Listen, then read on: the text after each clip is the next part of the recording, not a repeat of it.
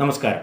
ബേസിൽ Joseph, grace Antony, Nikhila Vimal, Siddique തുടങ്ങിയവർ അഭിനയിച്ച Jithu Joseph സംവിധാനം ചെയ്ത സിനിമ നുണക്കുഴി. ബേസിലിന്റെ കഥാപാത്രങ്ങൾ ഏതാണെങ്കിലും ബേസിലിനെ സ്ക്രീനിൽ കാണുമ്പോൾ പൊതുവെ ആളുകൾക്കൊരു ഇഷ്ടമാണ്. അദ്ദേഹത്തിന്റെ ഫിസിക്കും മാനറിസങ്ങളും മലയാളി യൂത്തന്മാരുമായി വളരെയധികം റിലേറ്റഡ് ആണ് എന്നാണ് എനിക്ക് തോന്നിയിട്ടുള്ളത്. ബിസിനസ് മാഗ്നറ്റായ അച്ഛൻ്റെ മരണത്തെ തുടർന്ന് എബി ബേസിൽ ചെയ്യുന്ന കഥാപാത്രം അവരുടെ ബിസിനസ് സാമ്രാജ്യം കൈകാര്യം ചെയ്യാൻ ഇഷ്ടമില്ലെങ്കിലും നിയോഗിക്കപ്പെടുന്നു. എബിക്ക് ബിസിനസ് കാര്യങ്ങളിൽ ധാരണയോ താല്പര്യമോ ഇല്ല. അദ്ദേഹത്തിൻ്റെ ഓഫീസിൽ ഇൻകം ടാക്സ് റെയ്ഡ് നടക്കുകയും IT ഓഫീസർ ബാമകൃഷ്ണൻ സിദ്ദിഖ് ചെയ്യുന്ന കഥാപാത്രം പേഴ്സണൽ ലാപ്ടോപ്പ് പിടിച്ചെടുക്കുകയും ആ ലാപ്ടോപ്പിലെ കാര്യങ്ങൾ പുറം ലോകം അറിഞ്ഞാൽ അയാളുടെ ജീവിതം തന്നെ ഇല്ലാതാവും എന്ന സിറ്റുവേഷൻ വന്നപ്പോൾ എങ്ങനെയെങ്കിലും ആ ലാപ്ടോപ്പ് തിരിച്ചെടുക്കണമെന്ന് തീരുമാനിച്ചിറങ്ങുന്ന എബിയെയാണ് പിന്നീട് സിനിമയിൽ കാണുന്നത്.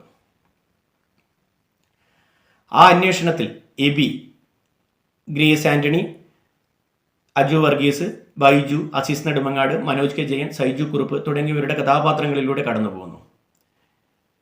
ഇവരുടെ എല്ലാം തെറ്റുകളിലൂടെയും നുണകളിലൂടെയും കുഴിയിലേക്ക് അകപ്പെടുന്നതാണ് നുണക്കുഴി.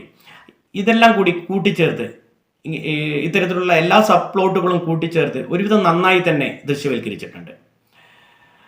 KR കൃഷ്ണകുമാറാണ് ഇതിൻ്റെ സ്ക്രിപ്റ്റ് റൈറ്റർ. പല കാരണങ്ങളാൽ നുണകൾ പറയുന്ന കഥാപാത്രങ്ങൾ പ്രിയദർശൻ, മോഹൻലാൽ സിനിമകളിലെ തമാശകൾ ഓർമ്മിപ്പിക്കുന്ന തരത്തിലാണ് നുണക്കുഴിയുടെ ട്രീറ്റ്മെൻറ്റ്.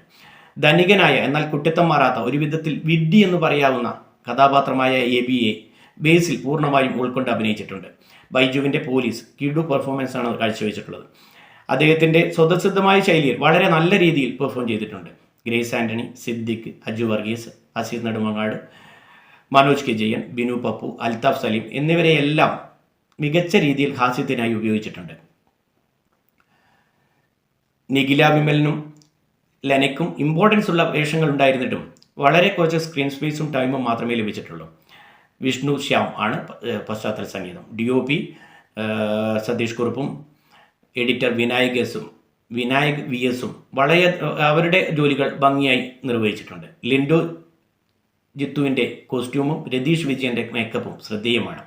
സിറ്റുവേഷണൽ കോമഡി നിറഞ്ഞ ഈ സിനിമ എനിക്കിഷ്ടപ്പെട്ടു. സിനിമ കണ്ടവർ അഭിപ്രായം കമൻറ്റ് ചെയ്യുക. കൂടുതൽ സിനിമ റിലേറ്റഡ് ആയ വീഡിയോസിനായി ചാനൽ സബ്സ്ക്രൈബ് ചെയ്യുക.